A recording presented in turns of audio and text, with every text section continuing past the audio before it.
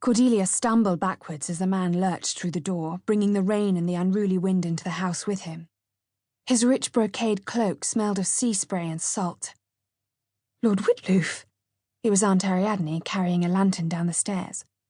"What on earth has happened?" Lord Whitloof was dripping a puddle of rainwater onto the hall floor. "Alas, not earth, Madam Hatmaker, but sea," Lord Whitloof wheezed. "Something has happened at sea." Cordelia felt as though a Siberian ice spider was crawling down her neck. "Please, my lord, tell us what has occurred," said Uncle Tiberius. "Has something happened to the jolly bonnet?" Cook appeared in the kitchen doorway, her hair in rag rolls and a wooden spoon in her hand. "Where is my father? Captain Hatmaker?" Cordelia's voice was thin and quivery with fear. Lord Whitloof took the black tricorn hat off his head and tipped out a large volume of water from its brim. "The jolly bonnet," he pronounced, "has been sunk.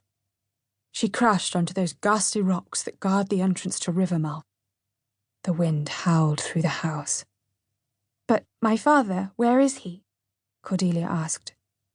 The ice spider was spinning a freezing web around her insides. Lord Whitloof looked down at his boots. "I was there, waiting at the top of the lighthouse to see that the ship was guided safely through the strait," he muttered, gripping his hat knuckles white. "The palace has been most anxious for Captain Hatmaker to return with the final ingredient for the king's new hat. But tonight—" Lord Whitloof stopped, eyes filled with horror. "The sail came into view through the storm," he went on, face grey. "I was close enough to hear the crew's cries on the wind, saw Captain Hatmaker himself at the wheel. But before the ship could pass the rocks to reach the safe haven of Rivermouth, a terrible wave crested from the black ocean and cast the jolly bonnet upon them. The ship was matchsticks in a matter of moments." Cordelia was shaking her head.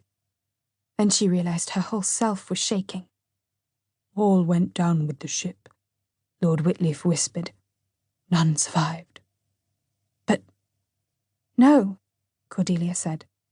"My father's the best swimmer I know. He can swim through storms and whirlpools. He can't have sunk." Lord Whitloof looked seasick and sad. "Captain Hatmaker is lost at sea," he said. "I am sorry." Cordelia's grief and fury, stronger than her shaking legs, carried her back up the stairs. Aunt Ariadne's voice was a ragged flag fluttering behind her. Her treacherous tide of tears swelled in her eyes as she felt her way along the top corridor. She wrenched open the door at the end, and the achingly familiar smell of her father broke over her. It was the smell of spices he brought back from his adventures, and cedar and wood smoke and sea air. Cordelia launched herself onto his empty bed and buried herself in the scratchy wool blankets. She lay with her face pressed into the pillow, feeling as though the saddest song she'd ever heard was trying to burst out of her. It howled through her stomach and into her chest and wound round her heart and up into her throat where she could feel it juddering with despair. "Cordelia," whispered Aunt Ariadne, tiptoeing into the room. The thunder rumbled overhead. It sounded like ships crashing on rocks. "My poor Cordelia."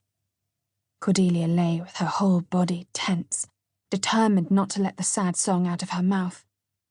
A warm hand rested on her back. Eventually her aunt said, "This will help you sleep, my love." She stroked Cordelia's hair aside, and Cordelia felt the velvet of a moonbloom nightcap being pulled gently onto her head. The nightcap worked a dark purple kind of magic, and she was asleep in the space of a single sigh. Tentacles beckoned her from the deep, and she called to her father, but her voice was lost among the shapes of waves. All night long the words, "Lost at sea, lost at sea, lost at sea," whispered to her in storm-tossed dreams, and an albatross keened and curled in a strange sky. In the morning, she woke with an idea. What is lost can be found.